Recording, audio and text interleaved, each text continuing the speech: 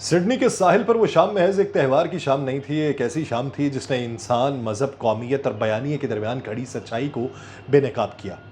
یہ وہ لمحہ تھا جب بندوقوں کی آواز نے جشن کی روشنی کو چیرا، جب خوف نے ہزاروں لوگوں کو اپنی لپیٹ میں لیا، اور جب ایک عام انسان نے وہ کر دکھایا جو ریاستیں اور ادارے اکثر بیانیوں کے شور میں بھول جاتے ہیں۔ اس واقعے کو سمجھنے کے لیے صرف یہ جاننا کافی نہیں کہ کیا ہوا، اصل سوال یہ کہ اس کے بعد کیا کیا گیا، کیا کیا جا رہا ہے، کیا کہا گیا، اور کس نے کس رخ پر کہانی موڑنے کی کوشش کی۔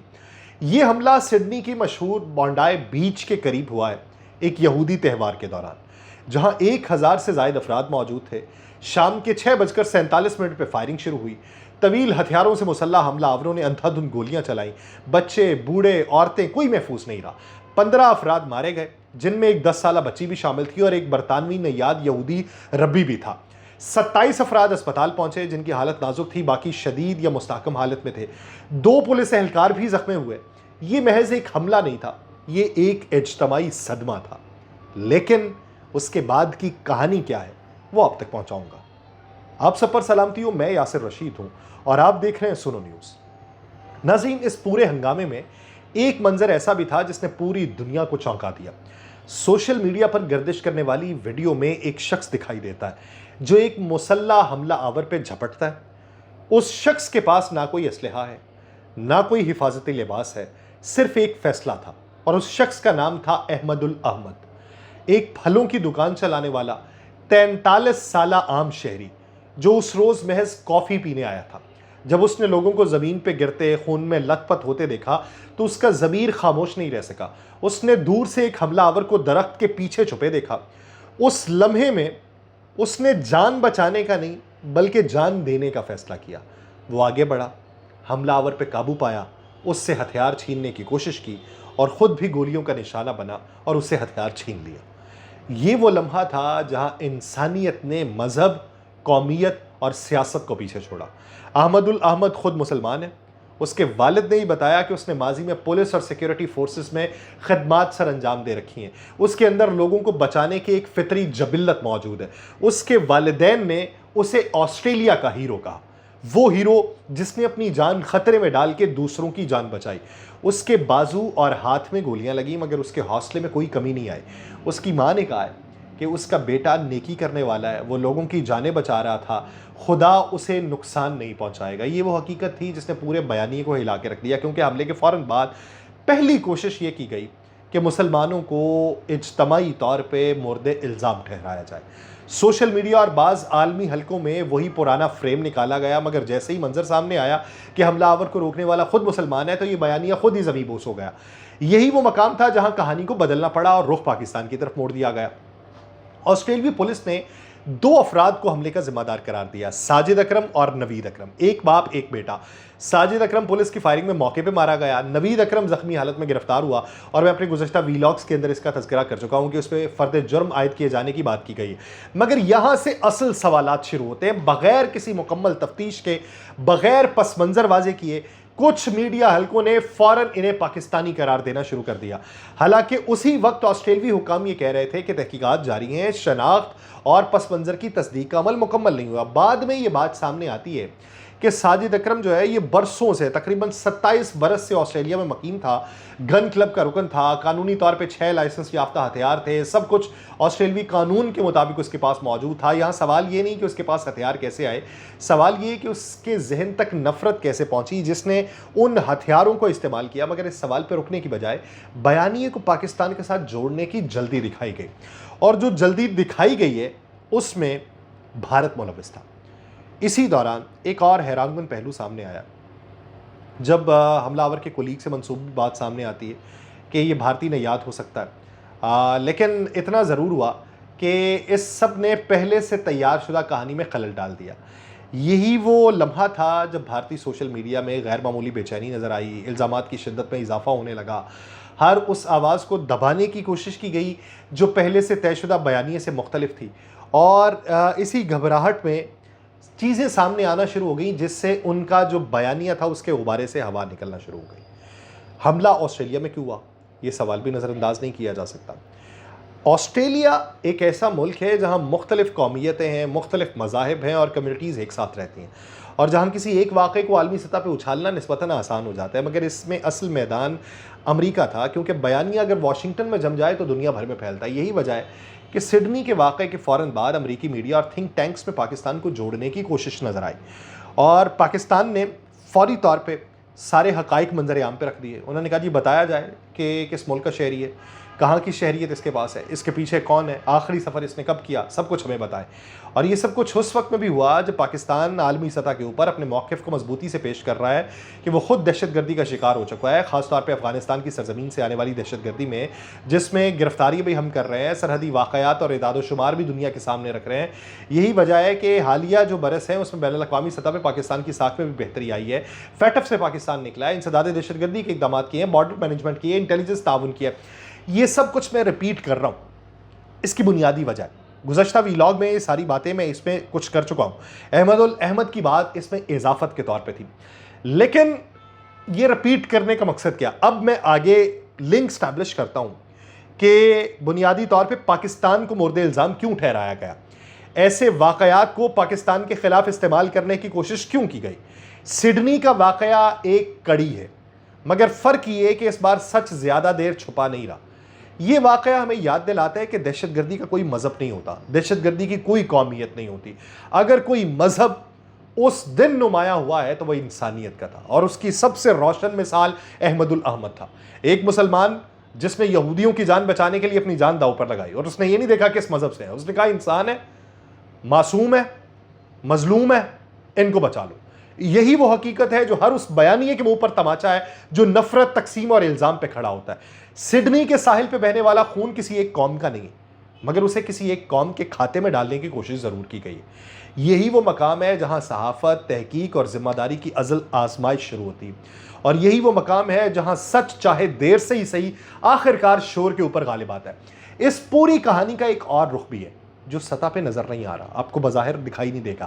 واقعات کو جوڑ کے دیکھا جائے تو ایک خاموش مگر گہرا پیٹرن ابھر کے سامنے آئے گا، اور یہ وہ پہلو ہے جو آپ کو شہ سرخیوں میں بھی دکھائی نہیں دے گا مگر فیصلہ کن ہوگا۔ سڈنی کے ساحل پہ ہونے والا حملہ صرف ایک سیکیورٹی ناکامی یا انفرادی انتہا پسندی کا واقعہ نہیں لگتا، بلکہ یہ اس وسیع تر عالمی تناظر کا حصہ محسوس ہوتا ہے جہاں خوف کو ہتھیار اور بیانیے کو گولی بنایا جاتا ہے۔ سب سے پہلے یہ سوال خود اپنی جگہ پہ قائم ہے کہ یہ حملہ ایک یہودی تہوار کے پہلے دن ایک کھلی جگہ، ایک علامتی مقام پہ کیوں ہوا؟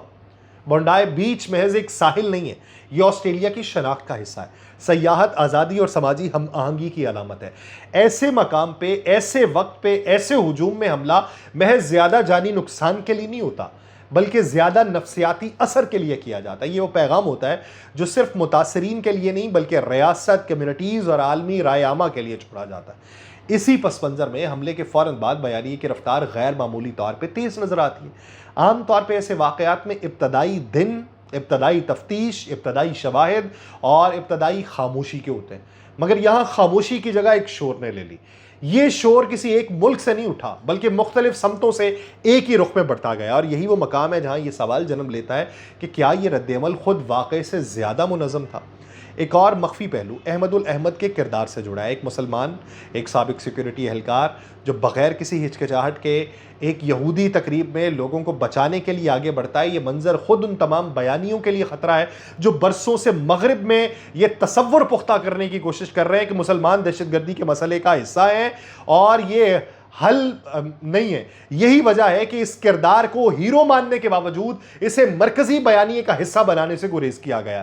یہ خاموش نظر اندازی ہے، کیونکہ اگر یہ منظر نمایاں ہو جاتا ہے تو نفرت کی پوری عمارت لرز جاتی ہے۔ اسی طرح حملہ آوروں کی شناخت کا معاملہ بھی محض تفتیشی نہیں بلکہ سیاسی بنا ہے۔ نام سامنے آئے ہیں مگر بیک ڈراپ جو ہے یا بیک گراؤنڈ ان کا جو ہے وہ دھندلا ہے۔ بھارت کیوں چیخا ہے؟ دال میں کچھ کالا ہے۔ دنیا کو جو چہرہ دکھایا جاتا ہے وہ ہمیشہ آئینوں میں تراشا ہوا ہوتا ہے، اصل چہرہ سرحدوں کے اس پار پہلے ہی پہچان لیا گیا۔ بر صغیر کے ہمسائے یہ بات برسوں سے جانتے ہیں کہ مسئلہ محض چند واقعات یا وقتی کشیدگی کا نہیں بلکہ ایک ایسے طرز عمل کا ہے جو وقت کے ساتھ پالیسی کی شکل اختیار کر چکا ہے۔ اسی لیے جب کہیں کوئی دھماکہ ہو، کوئی بس جلے، کوئی عبادت گاہ نشانہ بنے یا کسی پردیس میں سیاسی کارکن گولیوں کا نشانہ بنے تو سوال صرف یہ نہیں رہتا کہ حملہ کس نے کیا، بلکہ یہ بھی بن جاتا ہے کہ اس کے پیچھے فائدہ کس کا ہے اور خاموشی کس کے مفاد میں؟ یہ بنیادی سوال ہے۔ گزشتہ 2 دہائیوں میں کشمیر سے لے کے شمال مشرقی ریاستوں تک، پاکستان کی سرحد سے لے کے سری لنکا اور کینیڈا تک ایک ہی پیٹرن بار بار ابھرے گا۔ کہیں آزادی کی آوازیں دبانے کے لیے تشدد کو ہوا دی جائے گی، کہیں ہمسایہ ممالک میں عدم استحکام پیدا کرنے کے لیے پراکسیز استعمال کی جائیں گی، کہیں بیرون ملک اختلافی آوازوں کو خاموش کرنے کے لیے ٹارگٹ کلنگ کو معمول بنایا جائے گا، جو سکھوں کے ساتھ کیا۔ یہ سب الزامات محض بیانات نہیں رہے، بلکہ مختلف ممالک میں تحقیقات، میڈیا رپورٹس اور سفارتی تناؤ کی صورت میں سامنے آتے رہے، جنہیں یکسر نظر انداز کرنا اب آسان نہیں رہا۔ اب حالات تبدیل ہو چکے ہیں۔ کشمیر میں ہونے والے حملوں اور پھر انہی حملوں کو جواز بنا کر پولیٹیکل پوائنٹ سکورنگ حاصل کرنے کی کوشش، یہ بھارت کے اندر ایسے واقعات جنہیں بعد میں فالس فلیگ قرار دے کے خود ہی بیانیہ بدلا گیا، یہ سب ایک ایسی کہانی کی کڑیاں ہیں جو سوالات کو جنم دیتی ہیں۔ پاکستان کے اندر ہونے والے کئی بڑے حملے، کئی بڑے، کوئی ایک آدھا نہیں، اگر ان کے ڈاٹس لنک کریں، افغان سرزمین کا استعمال، وہاں سرگرم گروہوں کے روابط، یہ نشاندہی کرتی ہے کہ بارہا یہ موقف پاکستان نے اجاگر کیا کہ ان نیٹ ورکس کو بیرونی سرپرستی حاصل ہے۔ بیرونی سرپرستی کس کی؟ بھارت کی۔ اسی طرح بلوچستان اور کے پی میں تعلیمی اداروں، مزدوروں، حتیٰ کہ بچوں تک کو نشانہ بنانے والے حملے محض داخلی شورش نہیں تھے، بلکہ پراپر اسٹریٹجی کے ساتھ وہ ترتیب دیے گئے تھے۔ اور وہ کس کی طرف سے دیے گئے؟ را کی طرف سے۔ یہ دائرہ صرف پاکستان تک محدود نہیں رہا۔ شری لنکا میں ماضی کی خانہ جنگی کے دوران شدت پسند تنظیموں کی مدد کے الزامات ہو، یا پھر کینیڈا میں خالصتان تحریک سے وابستہ ایک رہنما کے قتل پہ پیدا ہونے والا سفارتی بحران ہو، یہ سب اس بات کی طرف اشارہ کرتے ہیں کہ تشدد اب صرف میدان جنگ میں نہیں بلکہ سفارتکاری میں بھی استعمال ہو رہا ہے۔ یہاں تک کہ بھارت کے اپنے اندر ہونے والے بڑے سانحات جن میں مذہبی یا نسلی تشدد کو سیاسی فائدے کے لیے استعمال کیا گیا، خود اس ریاستی رویے پہ سوال کھڑے کرتے ہیں جس میں نفرت کو منظم کر کے طاقت حاصل کی جاتی ہے۔ اب اس پورے منظرنامے میں آپ دیکھیں تو آپ کو یہ دکھائی دے گا کہ جب بھارت پہ یہ الزام لگایا جاتا ہے کہ اس نے تشدد اور پراکسی جنگ کو بطور ریاستی ہتھیار اپنایا ہے، تو یہ بات خلا میں نہیں کہی جاتی۔ یہ ان واقعات کی ایک طویل زنجیر سے جڑی ہوئی ہے جو مختلف ممالک، مختلف برسوں اور مختلف شکلوں میں سامنے آتے رہے۔ مسئلہ یہ نہیں ہے کہ دنیا ان واقعات سے لا علم ہے، مسئلہ یہ ہے کہ انہیں ایک دوسرے سے جوڑ کر دیکھنے کی ہمت کم ہی کی جاتی ہے۔ آج جب پاکستان عالمی فورمز کے اوپر یہ بات رکھ رہا ہے، بار بار رکھ رہا ہے، دنیا کے بہت سارے ممالک کو باور کروانے کی کوشش کر رہا ہے کہ اسے سرحد پار سے منظم دہشت گردی کا سامنا ہے، اور جب یہ موقف شواہد کی بنیاد پہ، گرفتاریوں کی بنیاد پہ، نیٹ ورکس کی بنیاد پہ اور بین الاقوامی تعاون جو بھارت کا ہے اس کے ذریعے وزن پکڑتا ہے، تو اسی لمحے پرانے الزامات کو تازہ کرنا محض اتفاق نہیں لگتا۔ شاید اس لیے کہ جب اصل تصویر واضح ہونے لگے تو آئینے توڑنے کی کوشش کی جاتی ہے۔ مگر تاریخ کا مسئلہ یہ کہ وہ ٹوٹے ہوئے آئینوں میں بھی سچ کی کرچیاں محفوظ رکھ لیتی ہیں، اور یہی کرچیاں ایک دن دنیا کو وہ چہرہ دکھا دیتی ہیں جسے اب تک پردوں میں رکھا گیا تھا۔ بھارت بارہا کوشش کر لے پاکستان کو بدنام کرنے کی، لیکن عالمی پیرائے میں یہ جو ڈاٹس ہیں جو مختلف مواقعوں میں مختلف ممالک کے اندر اس کی طرف سے ہوتے رہے، یہ کبھی مٹائے نہیں جا سکیں گے۔ اور اسی کو مد نظر رکھتے ہوئے اگر اسے لگتا ہے کہ پاکستان کا تشخص جو ہے اس کو پامال کیا جا سکتا ہے، تو یہ صرف خام خیالی۔ مجھے دیجیے اجازت، اللہ نگہبان۔